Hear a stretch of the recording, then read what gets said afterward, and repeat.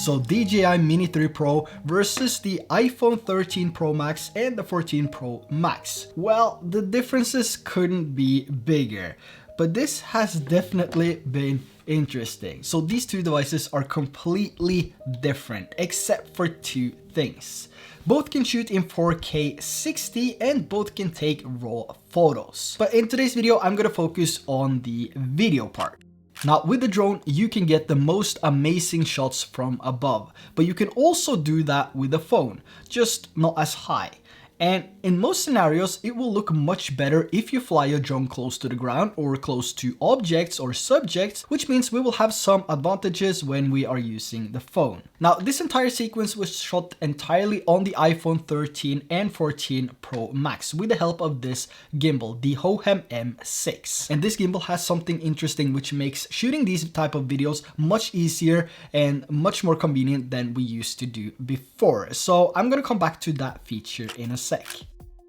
Not everyone has a budget to buy a drone, and not everyone is interested in buying a drone. And maybe you don't want to invest in a drone because you're unsure of whether or not it will be used enough. Or maybe it's above your budget, so we all have our reasons to get one as well as not. And depending on where you travel and what you want to film in that location, some area has a no-fly zone, which means you'll risk a fine up to $5,000. And getting a permit to fly in that location can both be hard and frustrating, especially if you don't know the process. But it doesn't mean you can't get the shots you're after, you just have to think differently. So in today's video, I will show you a behind the scenes of how I shot this sequence with my iPhone 13 Pro Max and my wife's 14 Pro Max and the new Hohem M6 gimbal. But I'm also gonna put my phone up against the Mini 3 Pro and try to replicate the exact same shots with the Mini 3 Pro, which I take on the phones, and see if, you know, if the result is more or less the same, and if I can achieve that typical drone look by using a smartphone and a gimbal. Now starting with the first shot here, I used the Insta360 3-meter carbon fiber selfie stick and extended it as far as it could go. And to make the shot as stable as possible, I also put the gimbal in lock mode and walked in a straight line. And with this gimbal, you can also get a remote controller, which I used with most of the shots to add that drone gimbal tilt effect. So having the camera elevated 3 meters up, it can be hard to see the exact movement of the gimbal, especially when shooting in sunlight. So to capture these shots, the remote controller was definitely a warm welcome.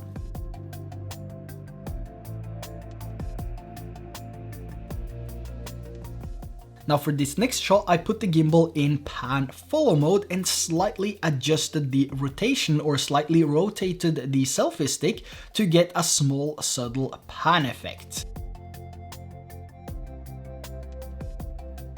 And for this next clip, I wanted to have that pan shot, which gave the impression of a drone tracking or locking on to the building as I moved around. And this shot turned out amazing and is one of my favorite shots from this sequence.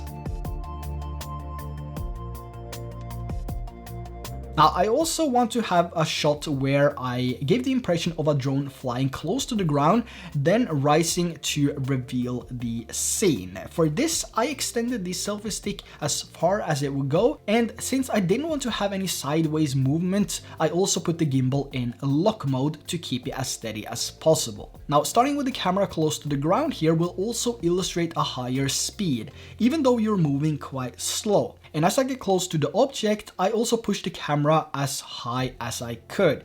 But here it's really important that you also try to keep a consistent speed as you push it up. Otherwise the footage might look a little bit jerky. And for these type of shots, you could also add some speed ramping if you want to make it look a little bit cooler, or you can just slow it down if you record in 4K 60 and make it look super cinematic. Now let's talk about the amazing feature of this gimbal, and this is something that I really enjoy. It's the first time that I had a gimbal with something like this, so I really appreciate that this gimbal can do that because it makes my process when shooting a whole lot easier. So this gimbal comes with a removable AI tracking camera, and this helps you keep the subject or object in frame as you move. And when you're using a 3-meter selfie stick to fake some drone shots, this is quite a handy tool to have.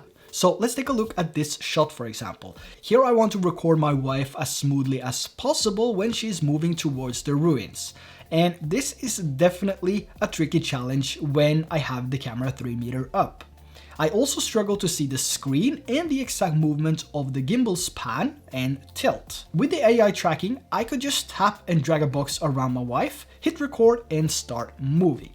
The AI feature of this is amazing. It did a really good job and I'm quite surprised with how good the shot turned out. Even though my box drawing skills were a bit off and the box turned out to be a little bit big, with some adjustments and color correction to this and just adding a little bit of slow motion to it and some speed ramping, wow, this looks amazing. Now let's change the location and selfie stick.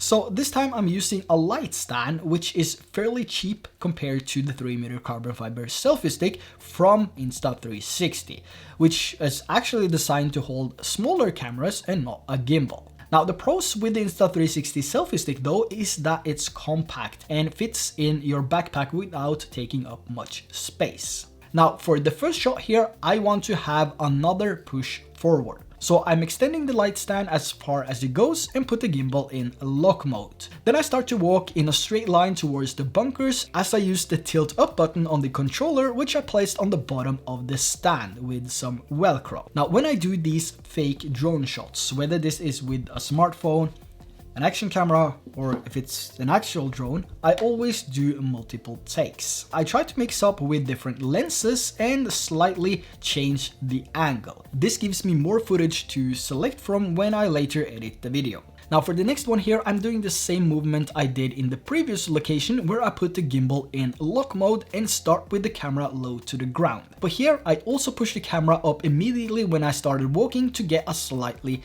different look. I also wanted to have some shots from the area around me just to add to the sequence and to show the viewer a little bit more of the location I'm shooting at, as well as having more to choose from in edit. For this I wanted to have more movement, illustrating a drone flying sideways, panning and tilting to the left or right. So for this shot here, I put the gimbal in lock mode and I used the AI tracking to track the bench in the middle. And again, I was amazed by the result. It looks just like a drone. Now, when I'm out shooting videos like this to make a cinematic sequence, I also like to have music and sound effects which can drive the video. Sometimes you come back home and you watch your footage and you wish they were just a tiny bit better, maybe a little bit more professional. But music and sound effects can actually compensate for those okay shots. Most of us have probably watched a video with awful quality and bad framing, but the overall story of the video was engaging. The same goes for music and sound effects. Epidemic Sound has more than 40,000 tracks to choose from and 90,000 sound effects, and to be honest, finding the right track is as easy as tapping the record button. But you're not limited there. If you find a track with vocals which you don't really want and you wish there was a way to remove it, you can also download all the individual stems, which gives you the ability to remove the vocals once you add the music into post. And searching for music and sound effects is actually pretty easy. You don't have to go by theme or genre, you can just type in the sentence you want. So if you want some ocean war music, or if you want something else, a specific sound effect like seagulls, something like that, you just type it in and you have it. But you can also try for yourself completely free for 30 days with the link in the description. After all, it's completely free, so you have nothing to lose. So now that we have some amazing music and sound effects for the video, we can move over to the next location. And this is where I really got the feel of how good this AI tracking really is. For this shot here, I was tracking the large rock in the center of the frame here and moved it in a straight line, as well as pushing the tilt upwards on the remote controller. And the result of this was a fake panning drone shot with a tilt up with literally no effort.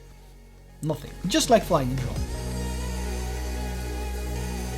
I also used the AI tracking for some of the other shots here as well, and I must say I am pretty impressed. Definitely gives me a huge reason to get out there and shoot more with my smartphone and take the Hohem M6 with me, because it has this amazing AI tracking, which definitely it makes a huge difference when using a gimbal. Now, finishing up here before taking off with the Mini 3 Pro, for the last 2 shots here, I repeated the same movement as before, having the gimbal in lock mode and walking as steady as possible across the bridge.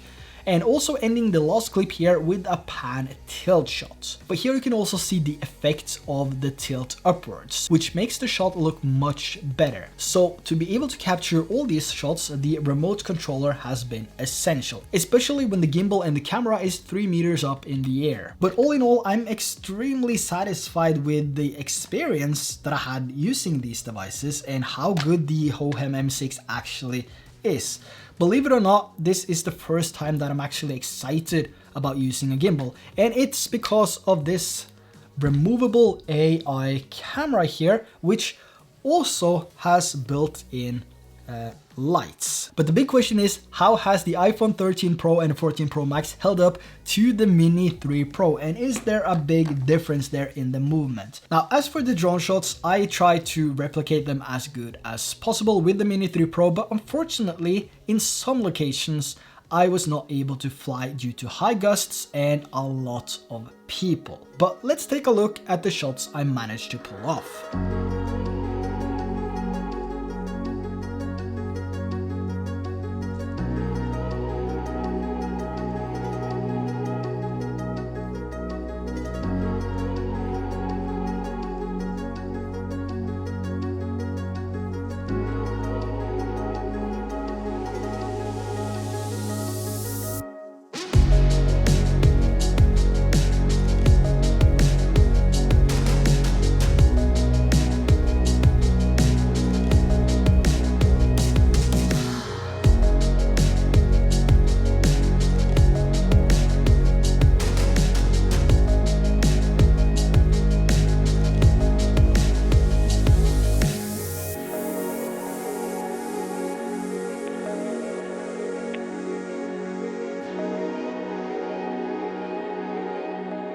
The drone shots versus the phone shots were pretty equal if you ask me. The things you can achieve with a gimbal like this, a stick, and your phone is pretty insane with the new technology that we have now. Links to all the gear I've been using is down in the description, along with the color grading, which you've seen in this video. It's my Signature LUTs. Also the free cheat sheets for the Mini 3 Pro, essential if you have a drone, and the Hohem M6 if you want to test that out. It's down in the description. Just make sure to grab the remote controller as well. It will make your life much easier and your videos will look much more professional without cropping in and making that tedious adjustment in post. So that wraps it up. I really hope that you enjoyed today's video, that you found some value in the shots and the behind the scenes. If you did, don't forget to drop a like. And also, if you're brand new to this channel, don't forget to hit that subscribe button. That would be really appreciated.